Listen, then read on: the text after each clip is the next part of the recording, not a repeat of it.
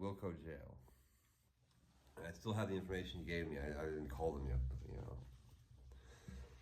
And the bus passes, and I got some money.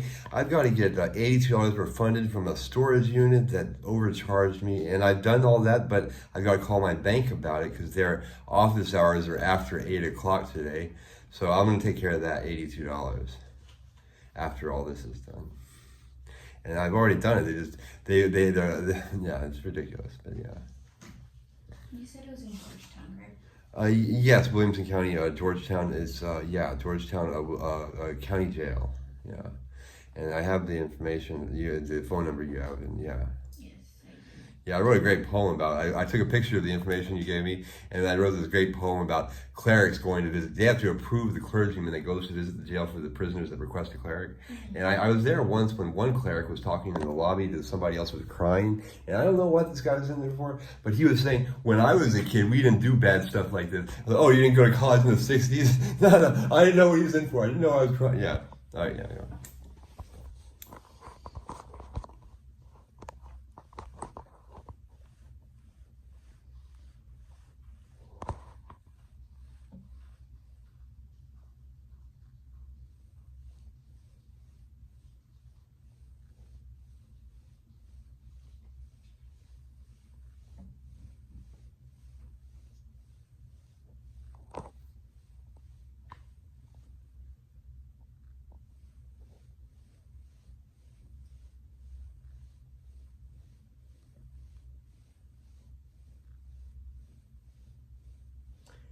Yeah.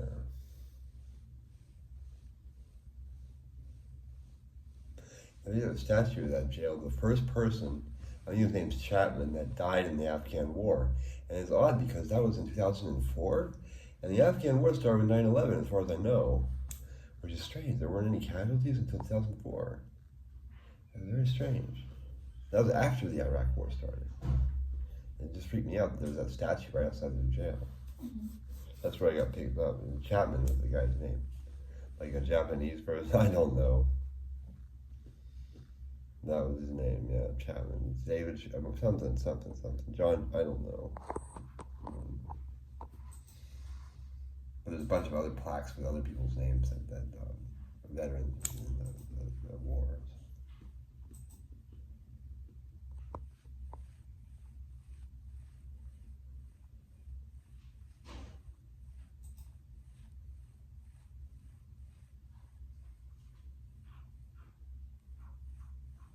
Is it raining? Yes, oh, it is. Good, yeah. We're on hold. Yeah. They're very busy, and it's not the same as Austin jail, so I hear. And they needed this one, right? The one from well, Social Security needs proof that I was in jail. That's all I know. Yeah, really. My uncle said that my papers are at a friend's house. Yeah, that's all I know.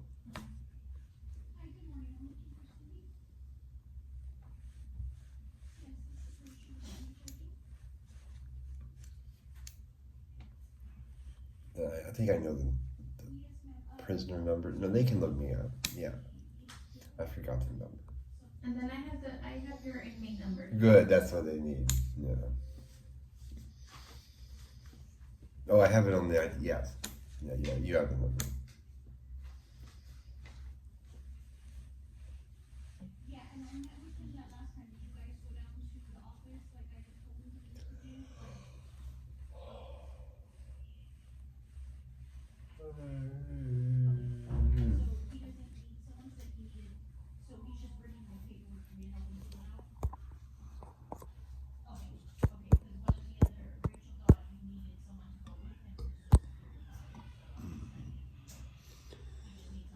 Yeah, I'm trying to get a job at American Cabs. They said they needed drivers, so I don't think I have to take a UA, but if I do, I do, Then I can smoke weed after that.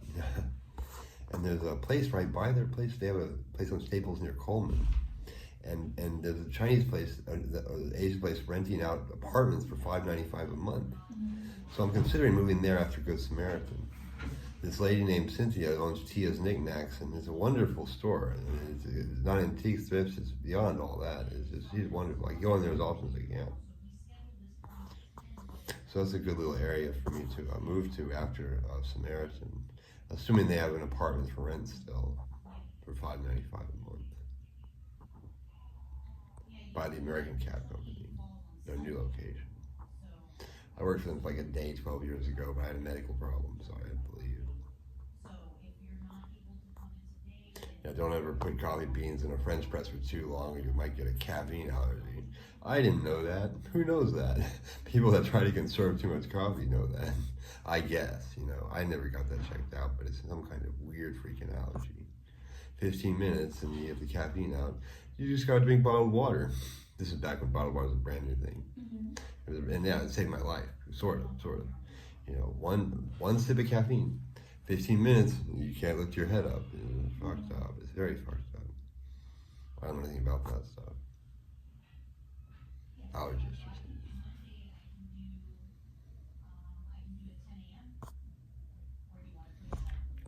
I don't know if I'll get to go to Paul McCartney. I mean, he's the 25th of October, and my mom and uncle know that I'm born the week that John Lennon was supposedly shot. They don't want to buy me a ticket.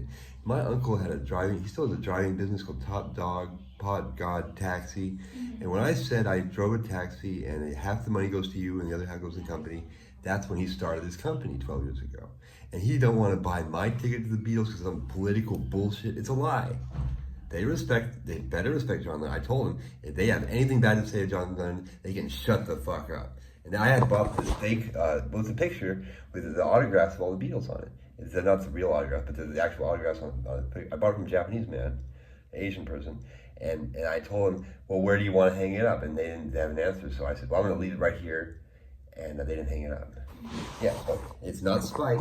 I don't know why the fuck mom said that my name was misspelled on the birth certificate, but it's O-N. It's not A-N, and I like the O-N. Yeah. On both the Jonathon and the Carlson. Because E-N in Carlson is Norwegian, and O-N is Swedish. And the world champion of chess is E-N, he's Norwegian. And I like the O-N, my grandfather's an O-N Swedish. I don't speak Swedish. I have a German degree. No, okay, yeah, good. Whoa. Yeah, I never did the phone thing with the Wilco. They called me, and you have to do some kind of monetary thing to let them call you. And my friends couldn't call me because I didn't have any money in my account at the time. So now I have to reconnect the jail phone identification so that they can pay. We can both pay 10 cents a minute or something, but it's not exactly 10 cents a minute. And maybe if I do that, I can talk to my friends who are still in jail. I don't know why they need any money, like for 10 prepaid phone cards that even need to exist at all, but everything in jail is too expensive. They have to pretend they need the money. The jail, not the, yeah. My friend Barry White's in there for a bullshit charge.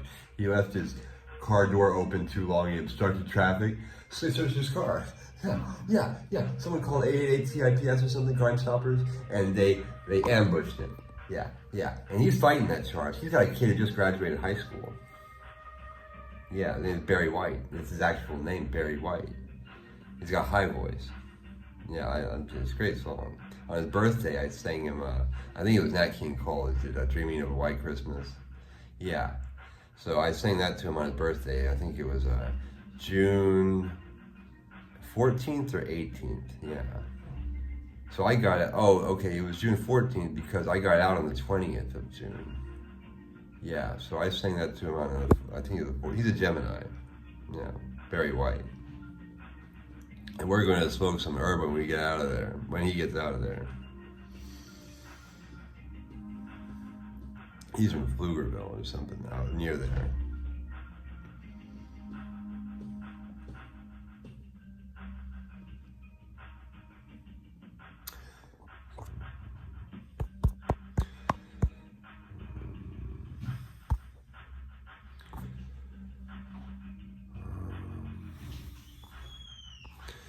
Yeah, so I do have Medicaid and I have Medicare Part A and B, but I want to get rid of that because I don't really need the health insurance that much, you know. I think I would get more money without the Medicare. If I have a choice at all, I'm going to get rid of that.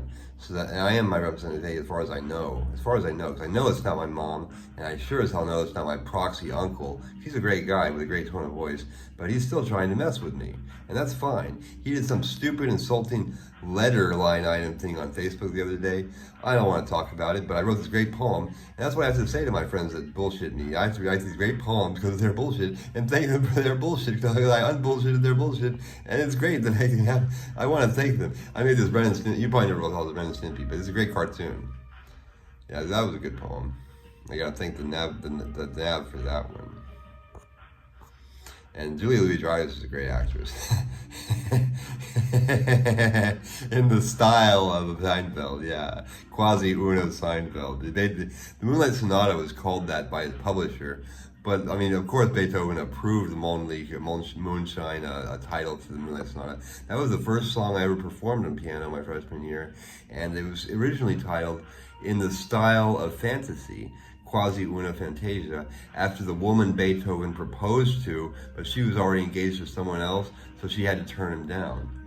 But what really happened to, what was his name, Guardi or something like that? So we don't really know exactly. But his copyist was the only one who could read his handwriting. And they don't mention her in the Immortal Beloved movie. His female copyist was the only one who could supposedly read Beethoven's handwriting. So she was like an assistant, you know? And they don't mention her in the Immortal Beloved movie, but they were practically, I don't really know about, I don't even know her name, honestly. But if Beethoven had a wife, she would probably be the same woman that inspired the Moonlight Sonata, because she was a student. And the Moonlight Sonata is a very simple song.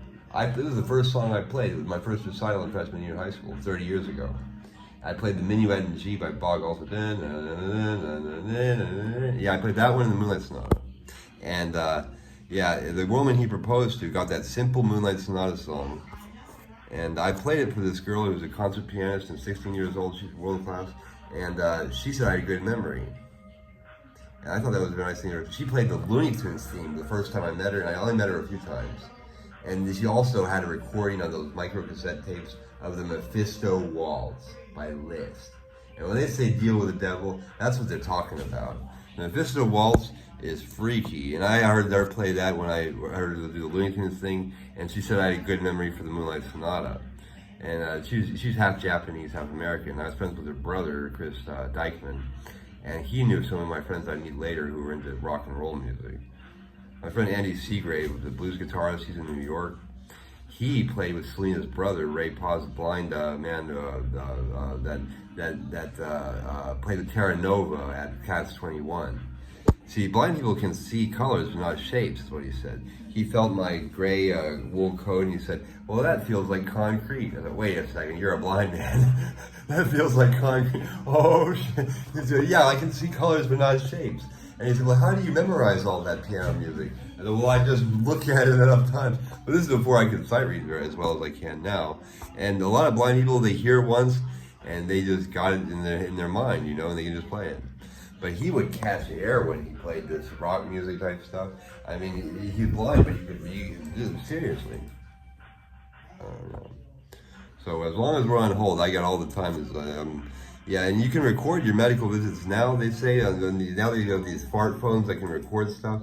But when I recorded Genesis on a little little MP3 player like 12 years ago, he was so offended that I took a DVD and put the recording on a DVD and gave it to his secretary that I never saw him again, but he had to lie to me about marijuana. Well, isn't marijuana smoke better than tobacco smoke? And this is his field. He's retired now. He's barely even taking patients. But my dad had me see these doctors under the table. And I have to thank him for that too. Because Genesis, I didn't know at all. But he had to lie to say that, well, your lungs can get better, but they only get up to a certain point no matter what. So no matter what you do, and I quit tobacco.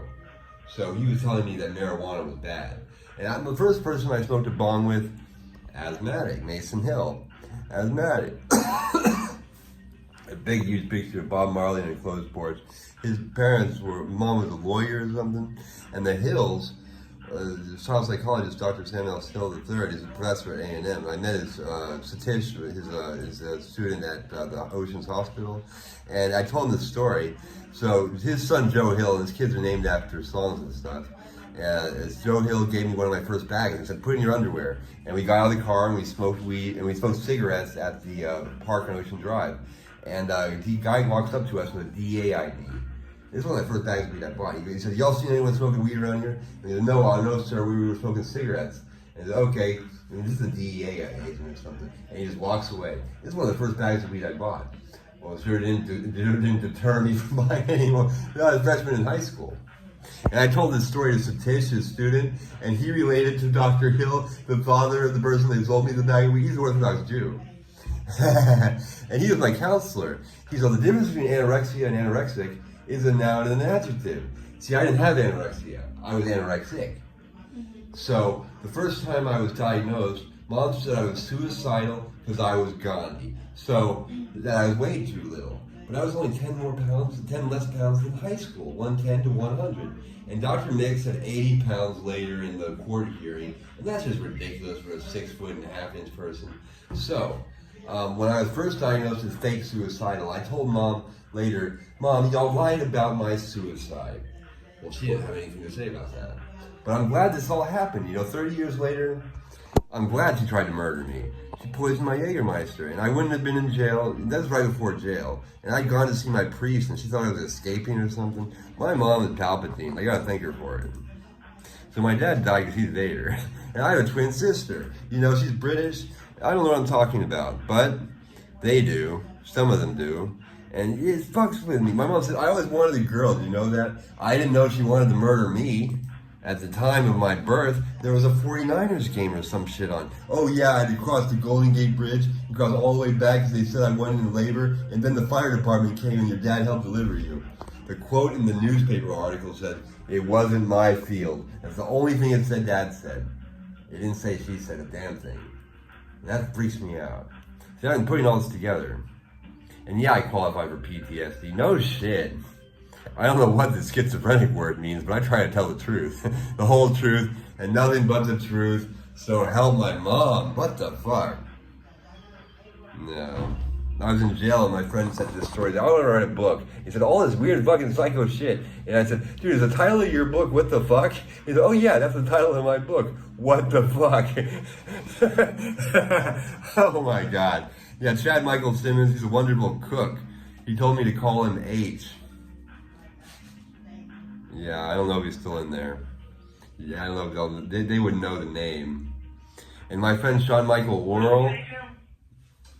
Hello, this is Sam Hernandez speaking on behalf of my client. His name is Richard Carlson, and we just had a question. If he's able to get a letter from y'all stating that he was incarcerated at the time. I'm not sure if incarcerated is the right word. I don't know.